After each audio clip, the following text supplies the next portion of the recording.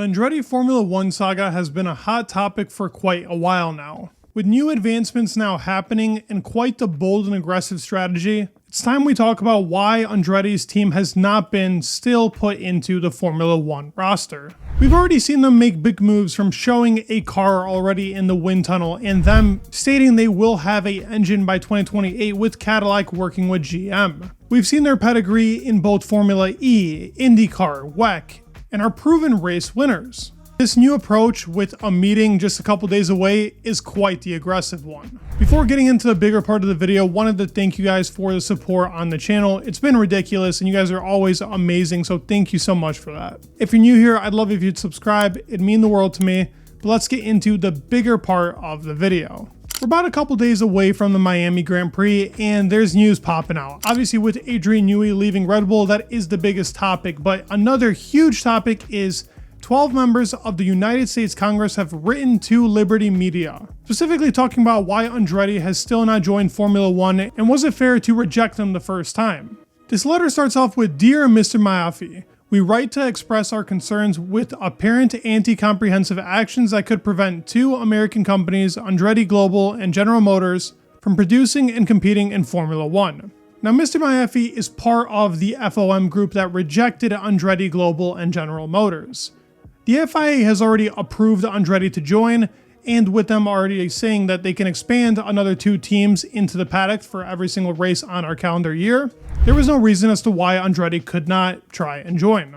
Now, the rejection when Formula One was talking about it and the reasons they stated were quite ridiculous. They talked about how the team added no value to them joining Formula One and Formula One would add more value to Andretti. That was one of the biggest pieces that I got out of it. I thought that was such a ridiculous statement to make when Formula One is trying to make its presence here in America and over the globe even bigger. And with an actual pure American team joining, I don't see how they can't add any value to Formula One. We currently have 3 races in America: Miami, Las Vegas, and COTA. And these races would only grow with another American team joining, especially one that's very serious at competing here.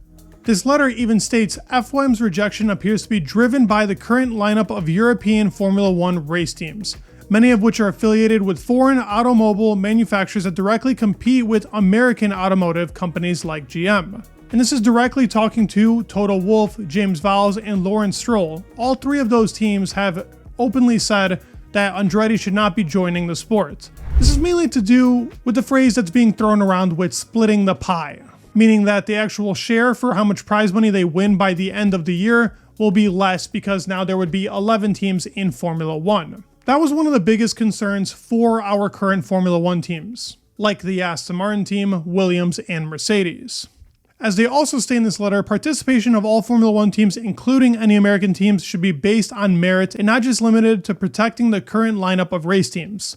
This says it perfectly, and it is quite true. And they also say by the end of this, as members of Congress, we request your responses to the following questions. They ended up putting 3 questions out. And I will cover the main, most important parts to each question. For question 1, under the Concord Agreement, Formula One's governing document, up to 12 teams can participate. This is as it says. Formula One has already said up to 12 teams can join Formula One. They can open up enough paddock pace to have 2 more teams. And they've given obviously requirements, Formula One themselves, for what these teams need to try and join and request to be in Formula One.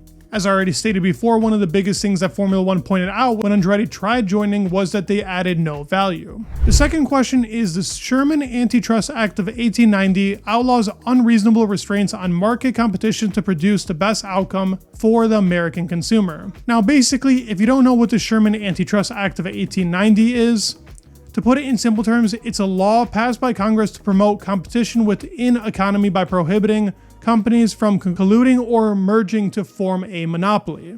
Friendly competition has always been a thing, and with all these automotive manufacturers being in Formula One, obviously that plays a factor into their marketing when they're trying to advertise their cars, like the Aston Martins, the Mercedes, the Ferraris. So competition will always be had in Formula One, and America still isn't part of this market. There is no actual American team. You can say Haas is an American team. That's quite a funny joke. But they also don't have cars for themselves, so they don't compete in this competitive car market. And the last question, pointing out the most important parts, is we understand that GM intends to reintroduce its Cadillac brand into the European market, which would support thousands of good-paying American automotive jobs, especially within Formula One's worldwide audience and its halo effect on its teams and sponsors. This beautifully states exactly what everybody that's a Formula One fan or motorsport fan has been thinking already for Andretti. The Andretti team has competed already in so many more motorsports, and we've seen the impact that they have given. Putting them in Formula One would add so many more sponsors, jobs for people to work at, but give an even bigger picture of F1 in America. Obviously, Formula One has grown to the point where we can have 3 tracks here in America, and people genuinely enjoy it. I see people out on the streets always wearing a Red Bull or Ferrari or McLaren shirt, which was something I used to not see maybe 5 or 6 years ago during the Bernie Eccleston time. Drive to Survive helped with this, but also social media. People like me have given a bigger image, and America has become a big part of it. So if Formula One wants to expand and add more of their fans to America, which is one of the biggest markets in the world, there's no reason as to why Andretti would add no value to Formula One. Now, this already says we request a response by May 3rd. This is a big statement to make and a tricky way to go down, but Andretti really has no choice. They have a meeting here in Miami with FOM to discuss what's been going on with their current negotiation. Now, obviously, this is to give them the upper hand, put FOM in a tricky spot, but they've been in a tricky spot before and handled it very poorly. We already saw that Andretti had a working car in the wind tunnel, and while it did look like a RB18 or 19, it just shows the motivation they have to join this sport and compete very highly into it. If you look on job sites, you can already see people getting employed for Andretti Global. It's been a big thing going around, and Cadillac is already hiring for these F1 positions. They're already expecting to join this sport. The engine deal was something that was really big here, and with Cadillac pushing to make an engine and Renault already stating that they would provide the engines before 2028, there's no reason as to why this team should not be in this sport. I don't state my opinion a lot, but I speak for most people that we would love to see Andretti in Formula One, and most people really believe that this is a team worth competing in F1. Considering Haas has been in the sport for how long it's been, we also have RB, which is the second Red Bull team. Why would we not let a purely American team backed by people that drove in Formula One, are world champions at it, and have showed that they can compete in multiple other motorsports?